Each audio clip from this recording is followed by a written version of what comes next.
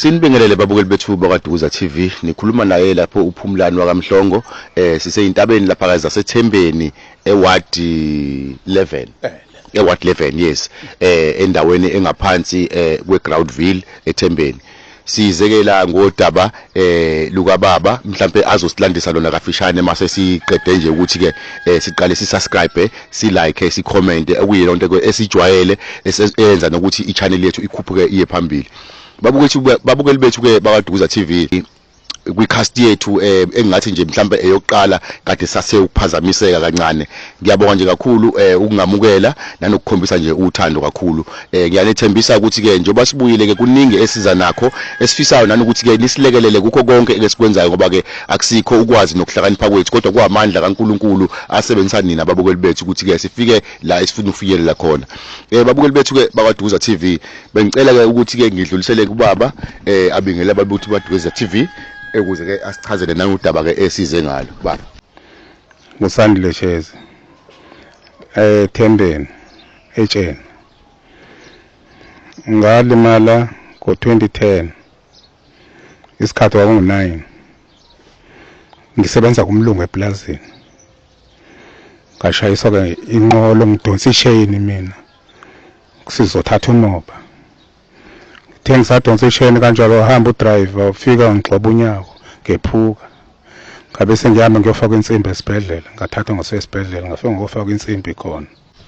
Babukeli bethu bakaDuza TV ngenhlonipho nangokucela nje kunina ubaba nje basize kuyena okuyena osibhalelile udaba lakhe uyasichazela usesichazele lonke udaba kodwa masiza kumabona kude siyazi ukuthi awululanga for wonke umuntu kodwa ke sizozama ukuthi simsize la esingamsiza khona since udaba eselithe ukulushare nathi. Ubaba la babukeli bethu bakaDuza TV useneminyaka engaphezulu kwe16 ehleli ekhaya engasebenzi ngenxa ukuthi walimala emsebenzini okulona daba esize ngalo esifisa ukuthi ke sisizane naye ngendlela silo silithola ukuthi walimala kuphi nendawo wayesebenza kuphi kuyento mhlawumbe esizothi ukuyibuza ngoba ke useneminyaka engaphezulu kwa16 engasebenzi ehleli ekhaya elimele onyaweni mhlawumbe sazolibona ngoba kuyinto ebonakalayo kakhulu nje ebuhlungu kakhulu babukeli bethu bakaDuza TV. Mhlawumbe insizwe endala mangingabuza ukuthi ke umnyaka owaqala ngayo lapha emsebenzini enkampani lokusebenza kuyona njengoba isingathi isila ko16 nangaphezulu iminyaka usuhleli ungasebenzi walimala, waqala nini ukusebenza khona? Ngaqala ngo99. 1999. 1999. Inkampani kwakuyini igama layo? Ngithi kunoba kubhaliwe lamanje ngathi okay no ke sazoke siphinde sibheke babukeli bethu ngoba ama document ngathi amaphepha wonke akhona ngoba isimide impela iminyaka njengoba echaza ubaba ukuthi ke from 2010 eqale ngo1999 esebenza kuyona inkampani. Baba mhlawumbe mangabuza nje kafushane ukuthi ke ukulimala kwakho iyiphi position noma indima obuyidlala emsebenzini? Bengiconductor. Uconductor inkampani bibidila nani mhlawumbe? Idila nomoba. Okay. Sithutha umoba. Okay, futhi ngiyakhumbula ukuthi manje yabuya linyathela inqolo.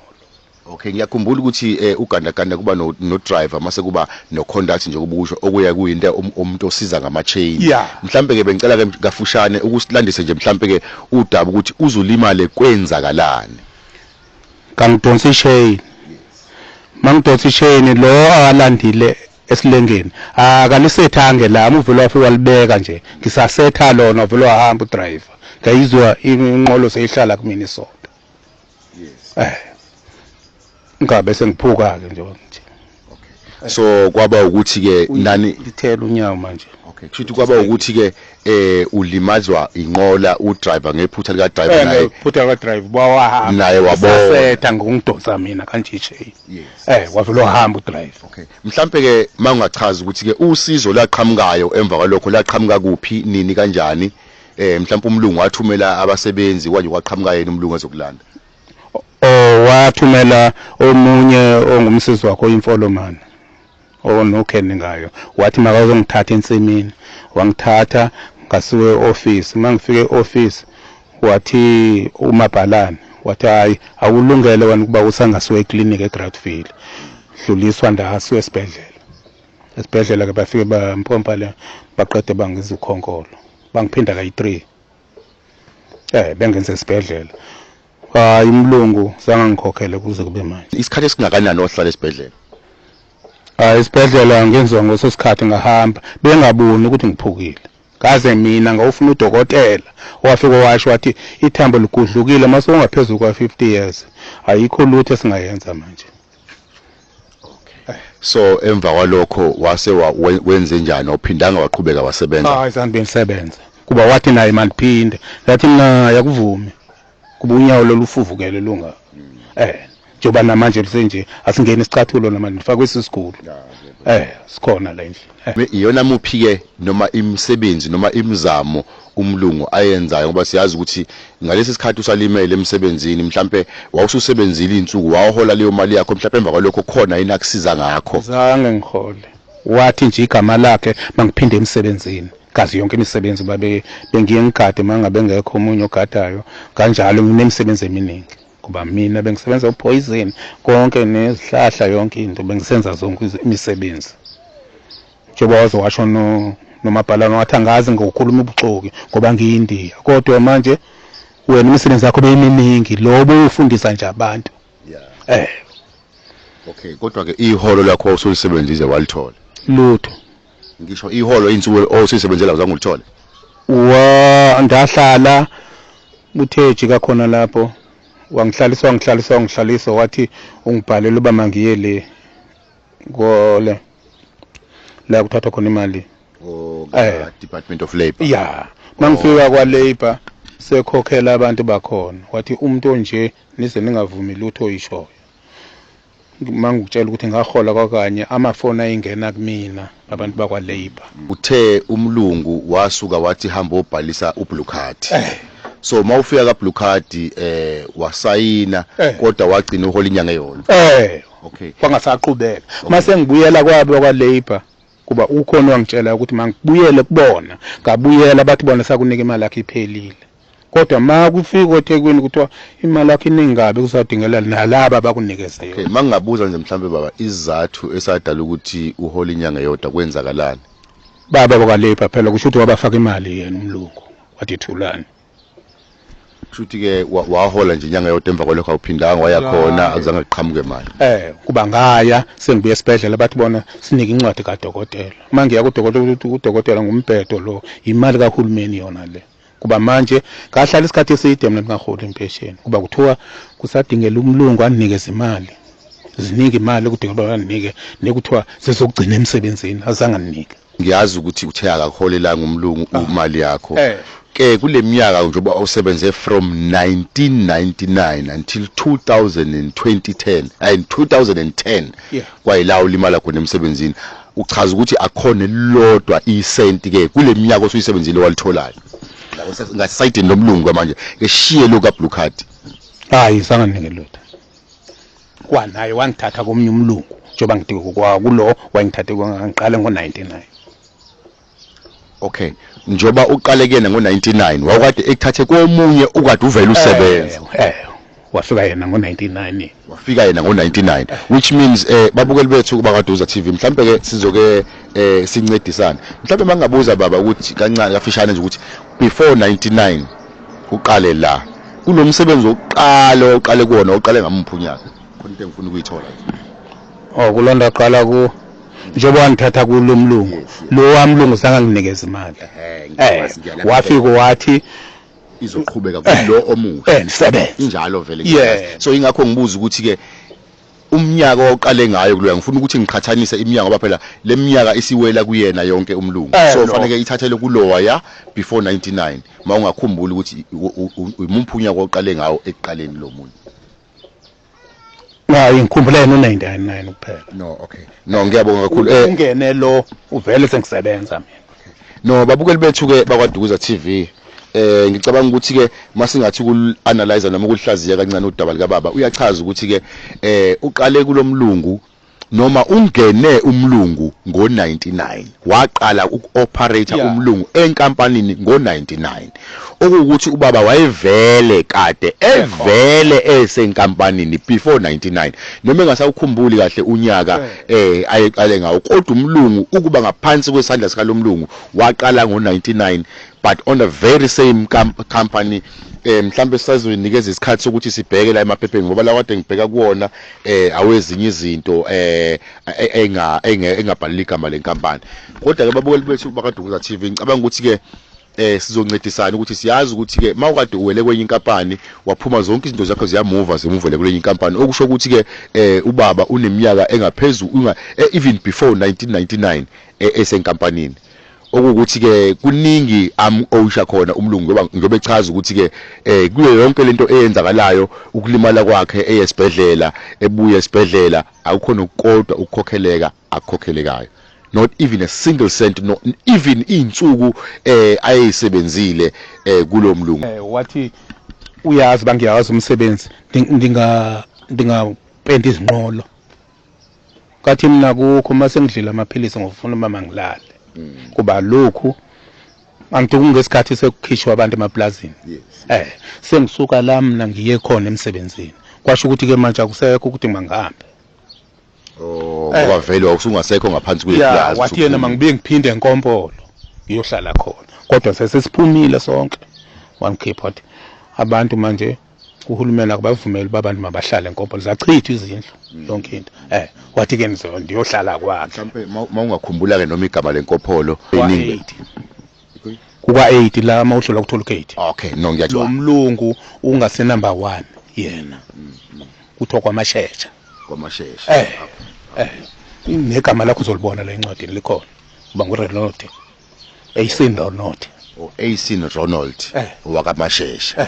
Okay. Babukeli bethu siyabonga nje ukuthi ke ubaba izinto eziningi babukeli bethu engicabanga ukuthi ke ziyadingakala zonke kozoba noncedo noma usizo konke ngicabanga ukuthi kukhona ngoba ke sazi wesithi nathi kuyinikeza isikhathi ngoba siyazi ukuthi ababukeli bethu kubo bonke abakhona akekho uhlaka olungekho lokusiza.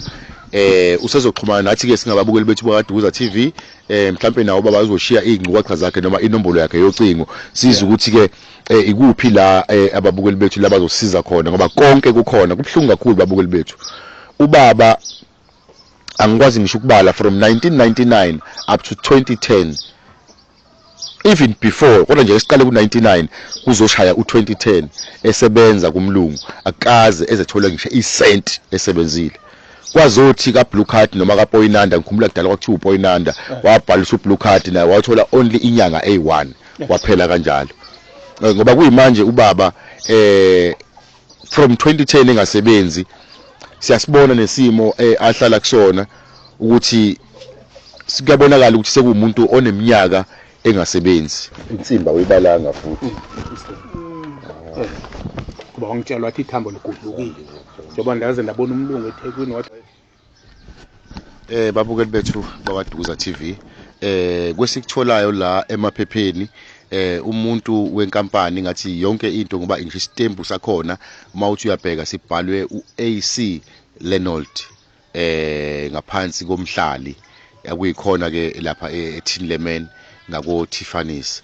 Besicela ke mzwa kwethu kuwo wonke umuntu onothando lokuthi ke mhlambe nonendlela ukuthi ke sikwazi usisiza ubaba sicela ke asithinte noma alule nje isandla ukuthi ke asizakala ubaba basiyazi ukuthi ke kuningi angasizakala kukhona impilo yakhe ishintshe nomndeni wakhe ukwazi ukuthi usondele eduze kwakhe ngoba siyazi ukuthi ke indoda engenawo amandla ngisho okuningi kuyabaleka kuyasuka eduze kwayo. Sicela ukuthi ke nisibuyisise ubaba ithemba lempilo nimbuyisise nesithunzi sakhe ukuthi naye abo ubaba einganeni zakhe ngoba uyasho ukuthi ke zikhona izingane ziningi noma ke engahlali nazo kodwa zikhona zi around njengamanje nje isikhathi esiningi uhlala yedwa okuyisimo esisiphola singekho right. So babukeli bethu bakaDukuza TV konke engicabanga ukuthi nizokudinga ubaba ayikho indawo angayihambanga nanka amaphepha kodwa mayeya kumlungu wayefika amkhahlele kodwa kusho khona ukuthi ke njoba eseneminyaka esethe besingaphezulu kwa50